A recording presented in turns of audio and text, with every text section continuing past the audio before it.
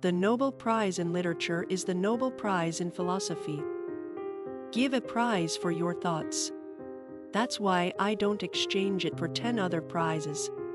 The Nobel Prizes in Physics and Chemistry were awarded to scientists working on artificial intelligence. It is time for Korean thought to receive attention. Koreans have the advantage of clearly saying that what is wrong is wrong.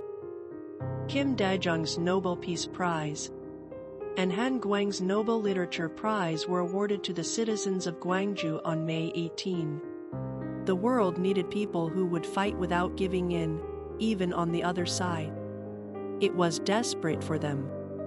If civilization is not to be trampled by barbarism, a desperate call is heard from the East. Before World War I, Germany swept the Nobel Prize in Literature. But now South Korea is enduring North Korea's nuclear armament. There is a reason for everything. The world is watching China and encouraging Korea. Japan has become rich, but it still practices the nihilism of the weak.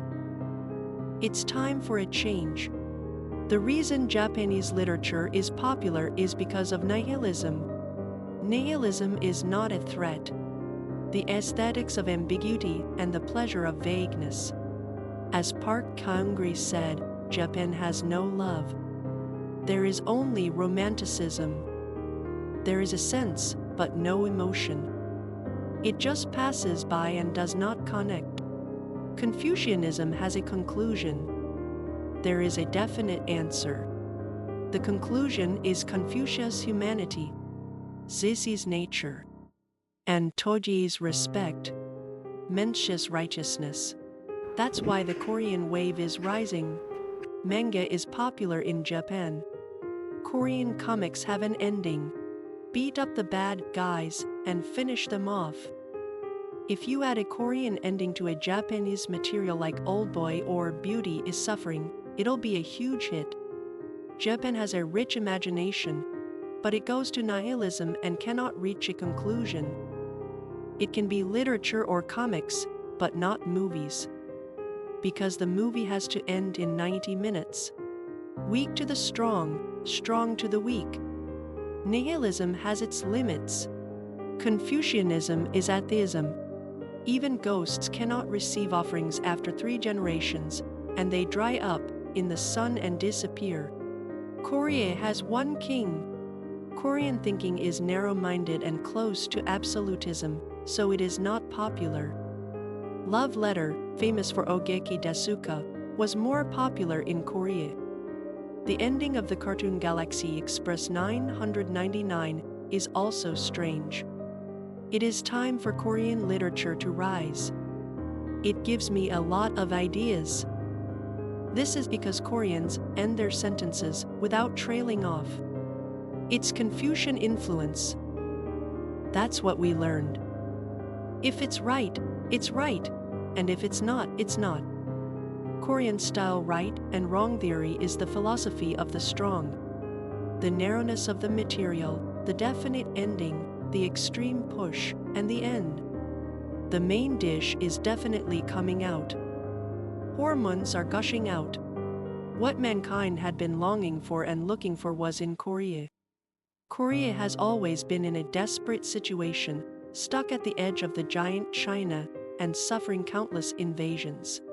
The Chinese mainland is so large that if an enemy invades, you just have to avoid it. The Korean peninsula is narrow and is in a dead end.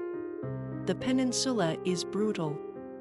There was something to learn from Koreans too. Confucianism is the philosophy of the strong, but Korea has never been strong. We have never invaded foreign countries.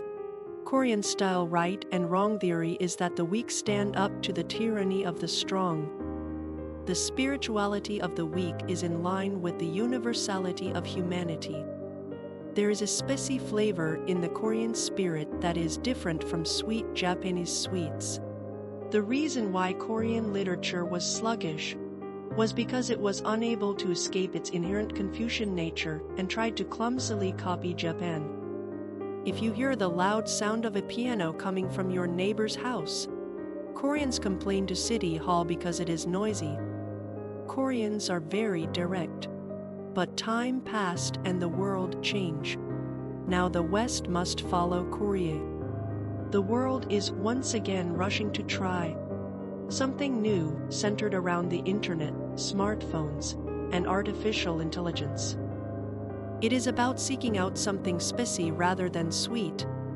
2024.1010 Novelist Han Guang 2024 Nobel Prize in Literature.